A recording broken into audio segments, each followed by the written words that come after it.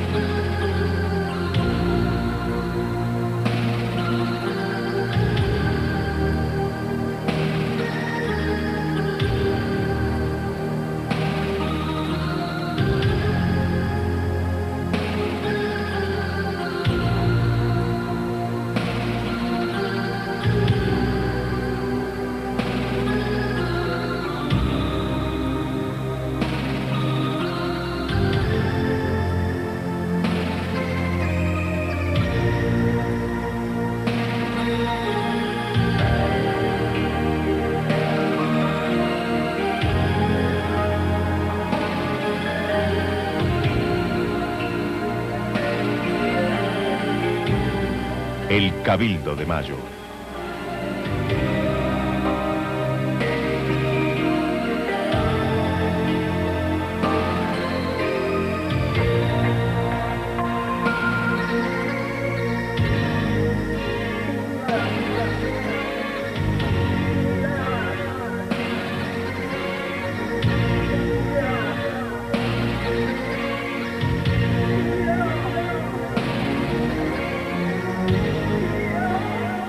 Allá por 1580, durante la fundación de la ciudad, Juan de Garay parceló las manzanas y repartió las tierras entre las familias más importantes.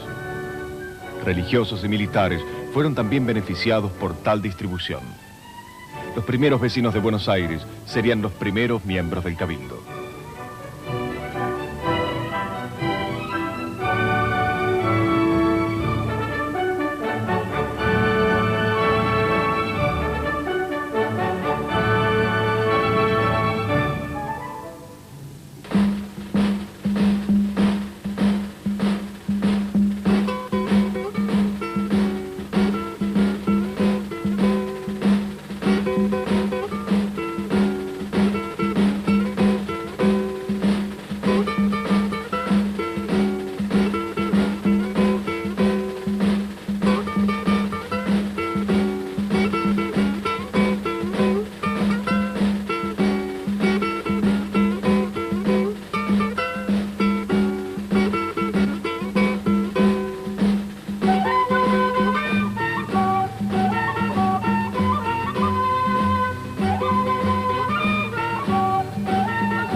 Aquel cabildo humilde, construido de adobe y techos de paja por orden de la corona española, constituía una proyección de los cabildos de la España medieval.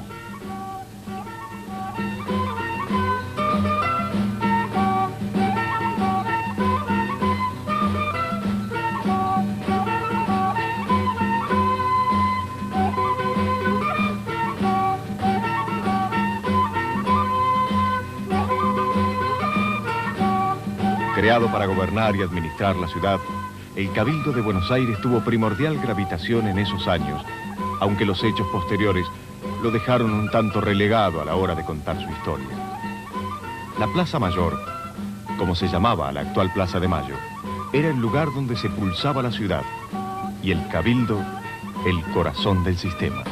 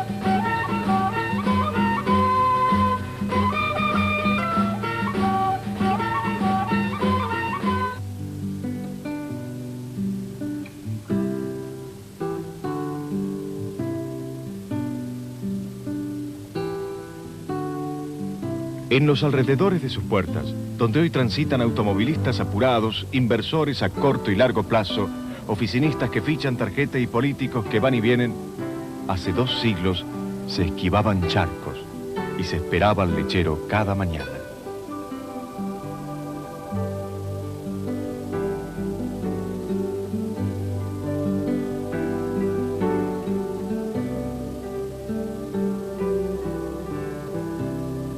Los integrantes de ese cabildo, todavía sin torre, sin reloj y sin campana, velaban por la justicia y la seguridad pública, controlaban los precios, pesos y medidas, se ocupaban de la salud y la educación y mantenían el decoro y la moralidad del vecindario.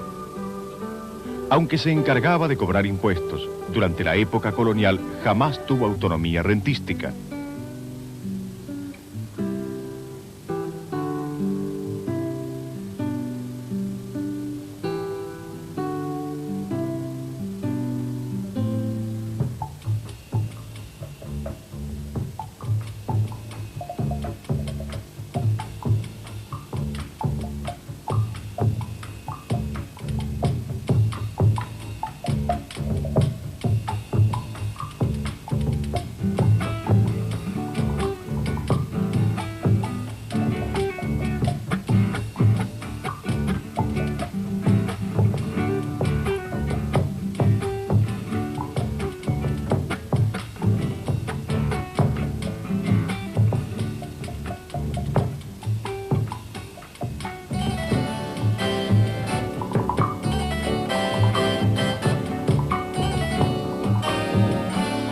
Por aquí retumbó el indio en su malón, cuatrereando las fronteras de la civilización. Al estallar la Revolución de Mayo, el Cabildo de Buenos Aires era la institución más antigua de la capital del virreinato.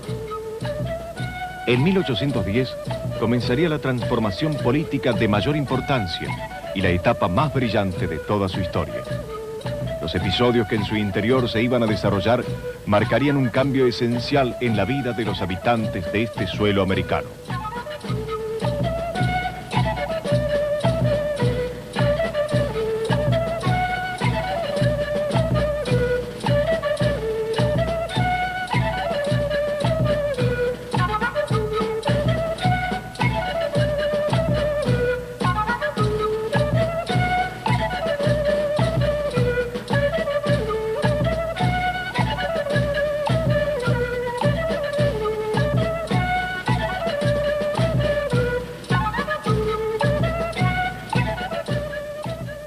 Vistos a la distancia, los hechos de la Revolución de Mayo y el Cabildo Abierto son la justa síntesis de los albores de la independencia. Nuestra memoria visual, registrada por dibujos y pinturas, refleja aquel lluvioso día con paraguas que nunca existieron y escarapelas que no eran celestes y blancas.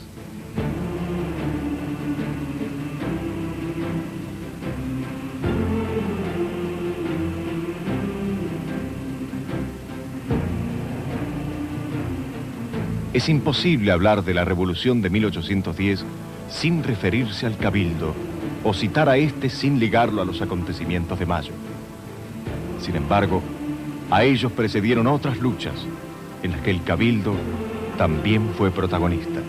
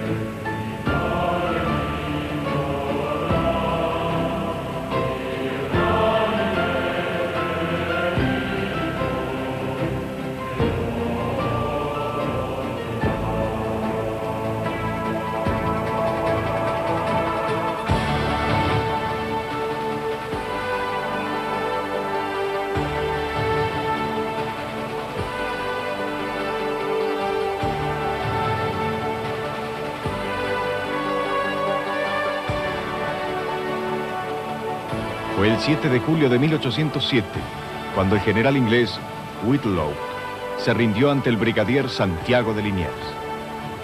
Curiosidades de la época. Un inglés se rendía ante un francés que representaba los intereses de España en tierras americanas.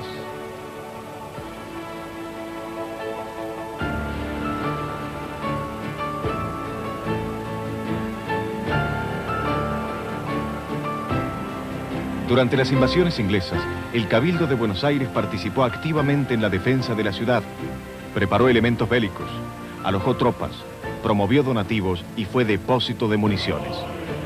En ese periodo, el virrey Sobremonte fue desplazado por cobarde y Liniers quedó al mando de las tropas.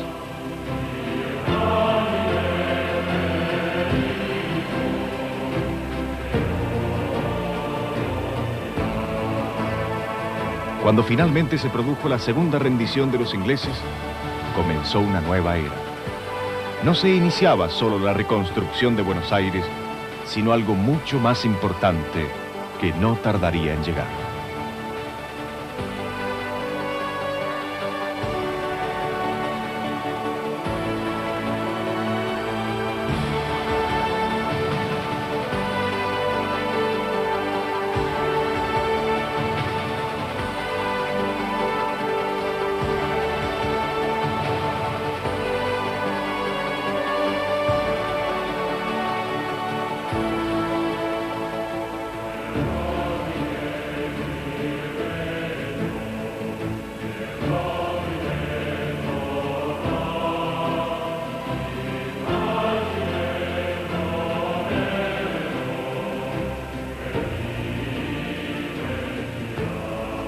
Recortado por las necesidades de una metrópolis en pleno crecimiento, acotado de un lado y del otro, hoy apreciamos una versión reducida de aquel Cabildo de Mayo.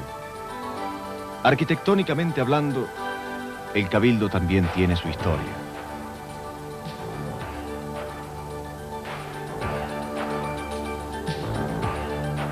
Aquel edificio que durante la colonia ejerció las funciones municipales fue demolido, y el histórico que todos conocemos se construyó en 1724, bajo la dirección del arquitecto Andrés Blanqui. Se edificaron 2 plantas con amplias galerías y balcones. Aquella construcción no tenía torre y tomaba como referencia similares realizaciones españolas. Recién en 1751, el Cabildo tuvo su primera torre, y 10 años después, su campana y su reloj. En 1830, se modificó la balconada, reducida a los 3 arcos centrales, y la cúpula tomó forma cónica. Sobre finales del siglo XIX, otro arquitecto, Pedro Benoit, modificó la línea anterior por una de estilo italiano. 2 nuevos pisos se agregaron a la torre, pero la novedad no duró mucho. La cúpula tuvo que ser demolida apresuradamente para evitar una catástrofe cuando comenzó a agrietarse.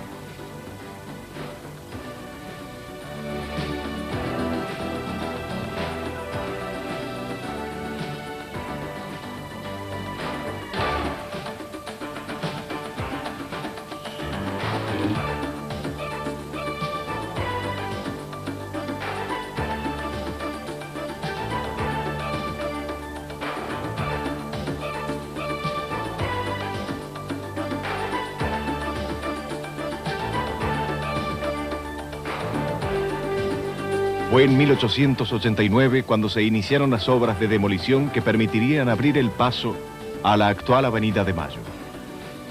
Al trazarse la diagonal sur, en 1931, se derribaron 3 arcos del ala sur, que sumados a los 3 demolidos en el ala norte por un posible derrumbe, dejó al Cabildo con solo 5 arcos, tal como lo conocemos actualmente.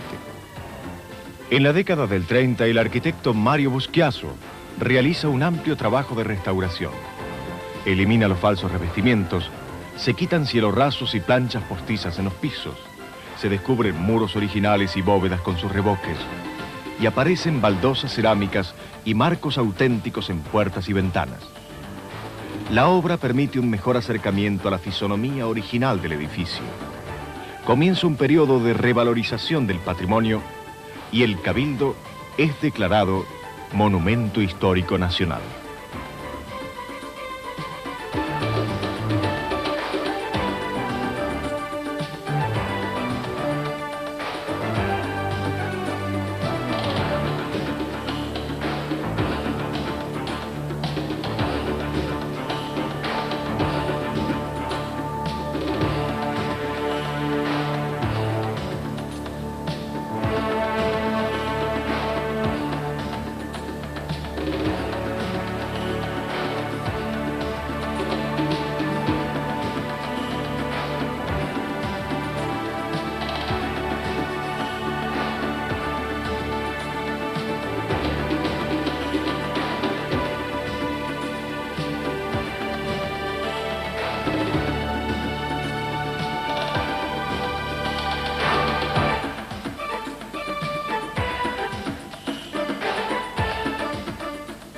Creado para servir a la corona de España, algo estaba cambiando en estas tierras.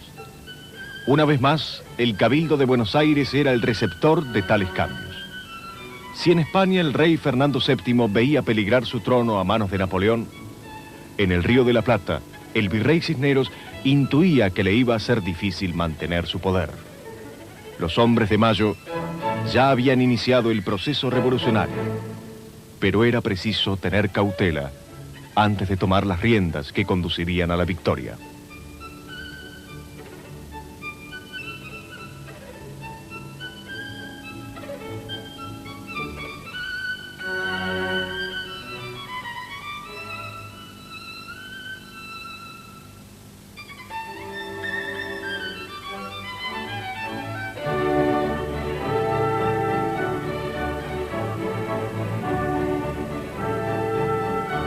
La Gaceta de Buenos Aires apareció el jueves 7 de junio de 1810. En esa primera edición podía leerse: desde el momento en que un juramento solemne hizo responsable a esta Junta del delicado cargo que el pueblo se ha dignado confiarle, ha sido incesante el desvelo de los individuos que la forman para llenar las esperanzas de sus conciudadanos. Reconocida como el primer antecedente del periodismo argentino, la Gaceta nació en esos días de gloria con dos principios que mantuvo inalterables: el derecho del pueblo a saber la conducta de sus representantes y la libertad de escribir.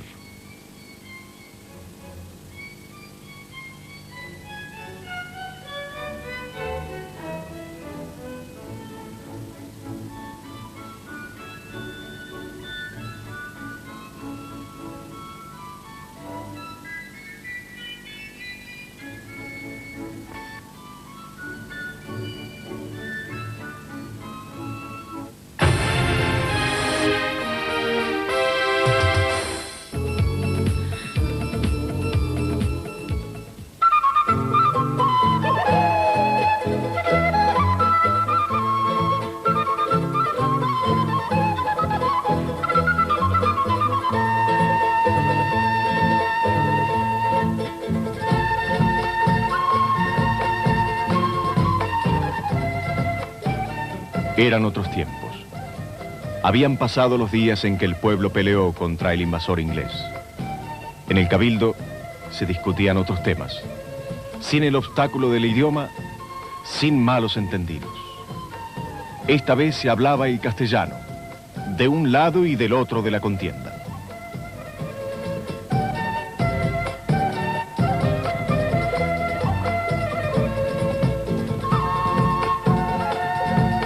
En la planta alta del Cabildo puede verse la lámina de Oruro, que realizada en oro y plata, fue enviada especialmente al Cabildo por la victoria sobre los británicos. Allí también permanece una bandera del Regimiento 71 de Highlanders, tomada por las fuerzas patrióticas al mando de Juan Martín de Pueyrredón en 1806. La fuerza del cuadro de Charles Fouquet de 1912 eterniza el momento en que se produce la rendición inglesa.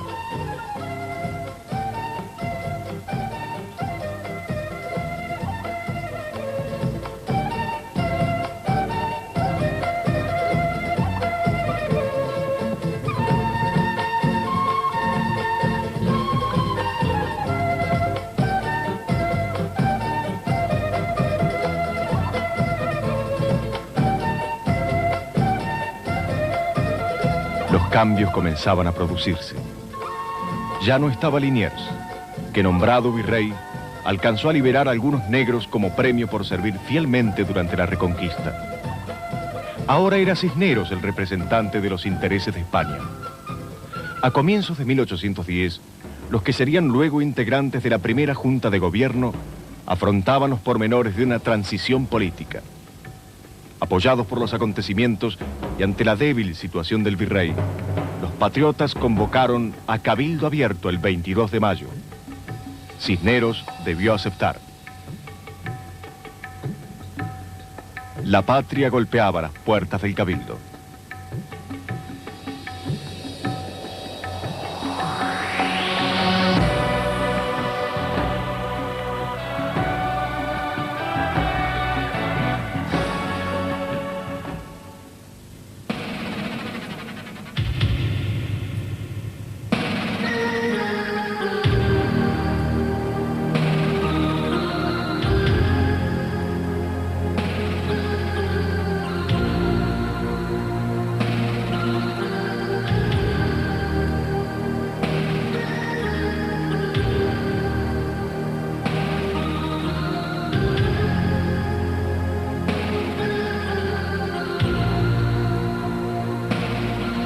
¿Cuántas transformaciones desde entonces?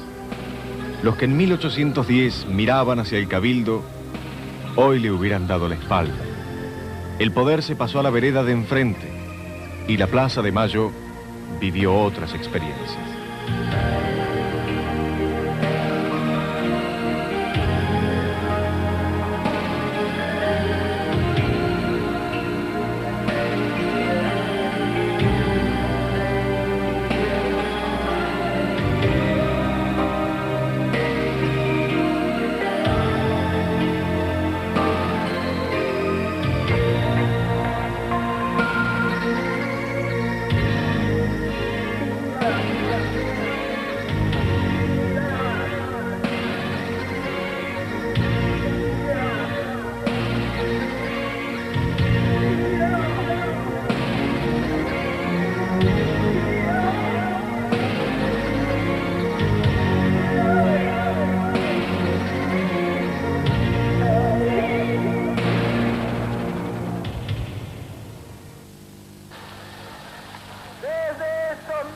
Antes de que la plaza fuera la Plaza de Perón, la lotería se jugaba cada martes en sus esquinas. A principios del siglo pasado y delante del cabildo se instalaban los loteros, vendedores de ilusiones al precio de unos centavos. Para un esclavo, acertar el número significaba algo más que mejorar su economía. Si ganaba, compraba su libertad.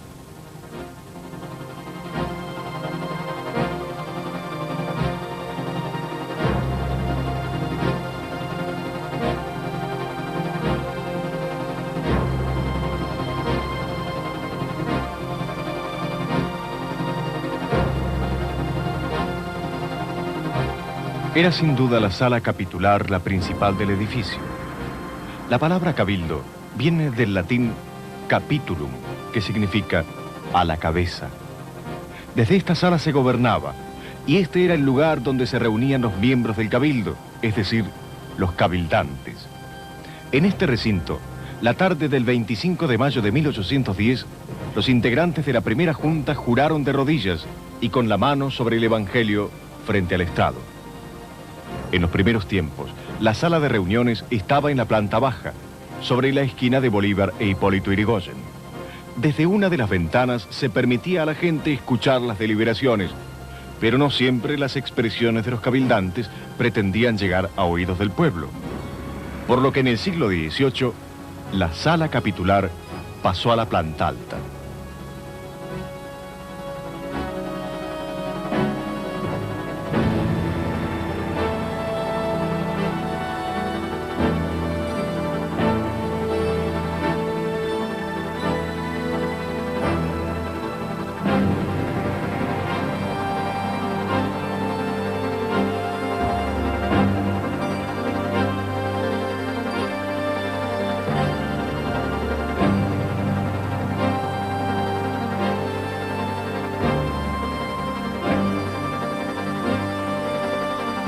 Con los ruidos de hoy en esta Buenos Aires, sería imposible escuchar las deliberaciones aunque fueran en la planta baja.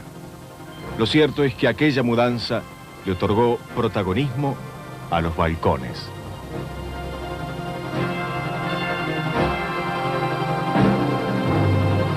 Sobre la galería interior de ese balcón central se realizó la sesión abierta del 22 de mayo. Como la sala capitular había quedado chica, se decidió hacer la reunión en la galería. Se cerraron con tela los laterales y el pueblo siguió desde la plaza los pormenores de lo que allí estaba pasando. Ese día no se discutía un asunto más de las funciones comunales del cabildo. Se ponía en juego la cabeza del virrey y los riesgos no eran pocos.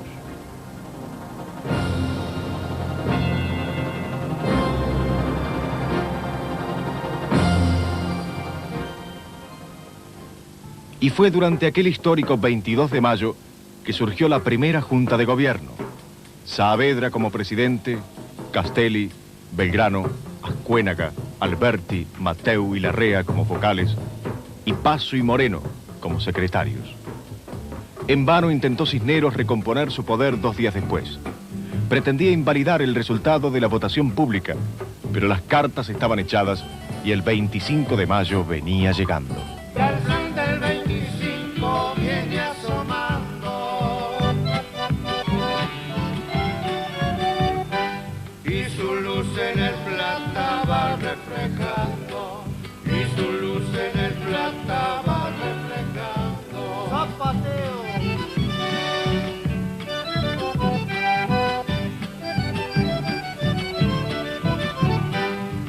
Viva la patria, se oye el clamoreo, otro zapateo.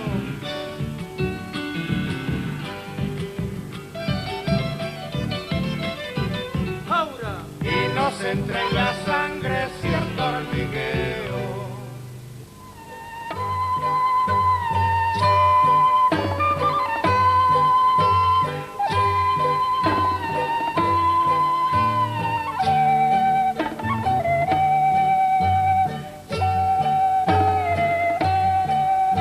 Estos escaños evocan las antiguas sesiones.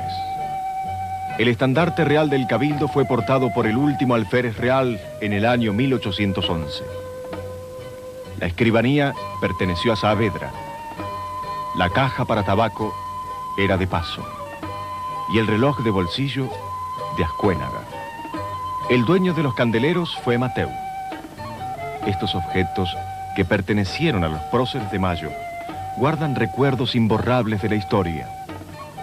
Estas paredes encierran secretos y pasiones centenarias. Respirar el aire del Cabildo, detener la mirada en cada cosa, dejar escapar el espíritu y abrir los sentidos a la imaginación, pueden ser la fórmula para acercarnos a esos hombres y a aquellos hechos. Levantar la vista, husmear por los rincones y alzar la mano para pedir la palabra también está permitido en estos ámbitos interiores.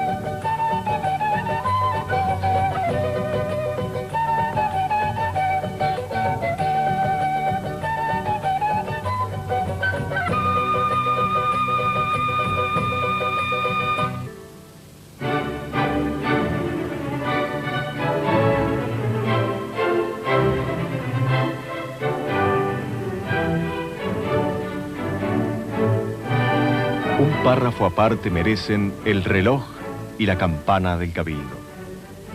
Cuando se escuchaba la campana, algo estaba pasando. Los más temerosos cerraban sus puertas, apagaban las luces y esperaban. Otras veces el tañido significaba la convocatoria a una asamblea. En los días más agitados de la ciudad, el sonar de la campana se convirtió en el principal instrumento para llamar al vecindario. La que tuvo primitivamente el cabildo fue trasladada a la torre norte de la iglesia de Santo Domingo, cuando se demolió la vieja torre, levantada en 1764. A mediados del siglo XVIII, los cerca de 20.000 vecinos que poblaban la ciudad reclamaron por un reloj.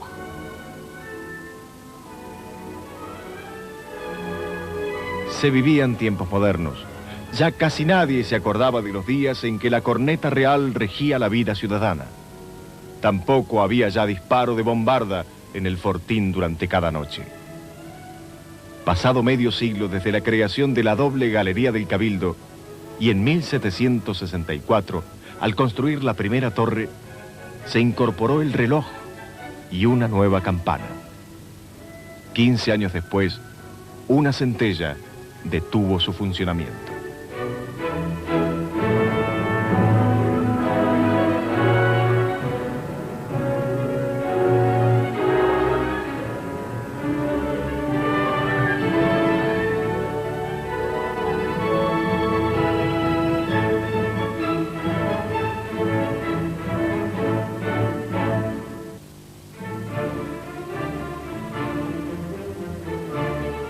Las arcas del Cabildo rara vez estuvieron llenas, ni antes ni después de la Revolución. Aunque durante las invasiones inglesas los donativos elevaron su nivel, producida la Reconquista, la ciudad quedó fuertemente endeudada.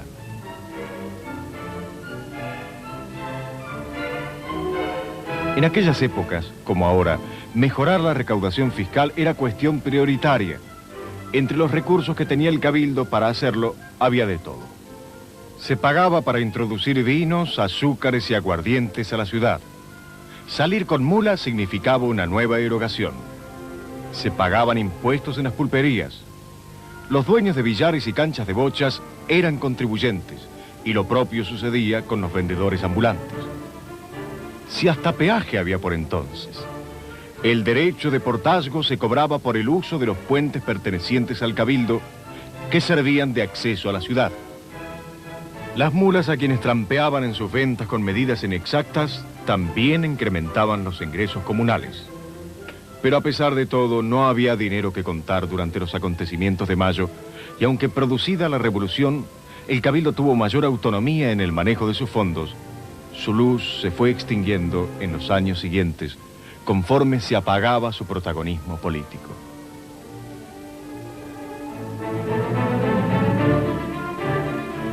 Peaje, evasión impositiva, adulteraciones en las ventas. Tantas cosas no han cambiado después de todo.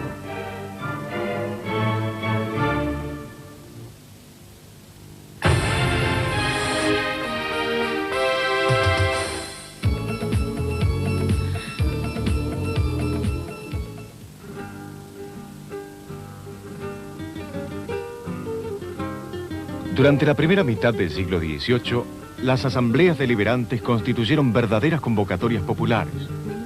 En las postrimerías de la época colonial, la participación en el llamado Cabildo Abierto se limitó a los vecinos más calificados.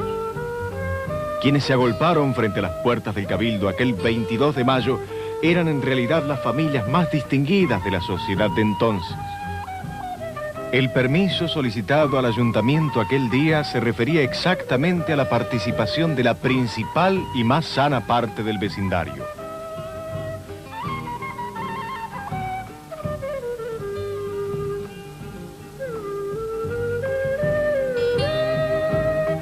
El reloj de mesa del siglo XVIII fue obsequiado al Cabildo por el general inglés William Beresford, quien sitió Buenos Aires en 1806 y terminó prisionero.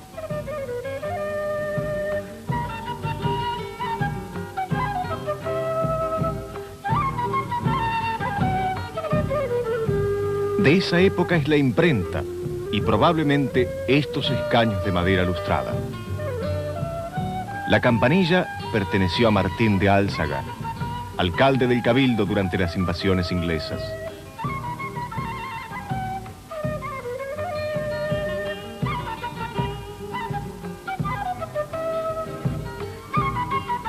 Esta bandeja de plata y la escribanía son del siglo XIX, al igual que el portatintero y la pava de hornillo.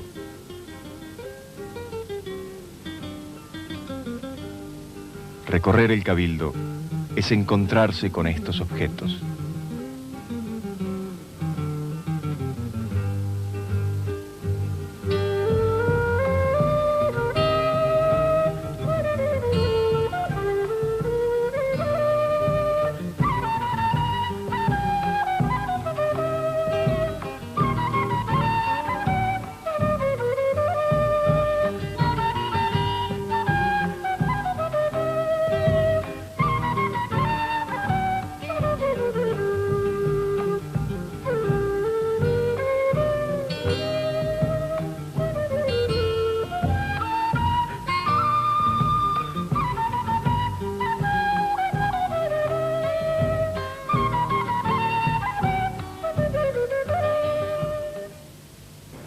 Hoy convocamos a los argentinos, no solamente en nombre de la legitimidad de origen.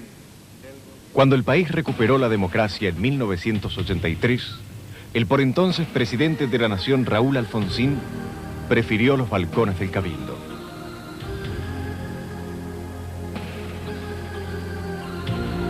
Por unas horas, el edificio recuperó la vigencia política de otros tiempos, aquella que mantuvo hasta fines de la década de 1820.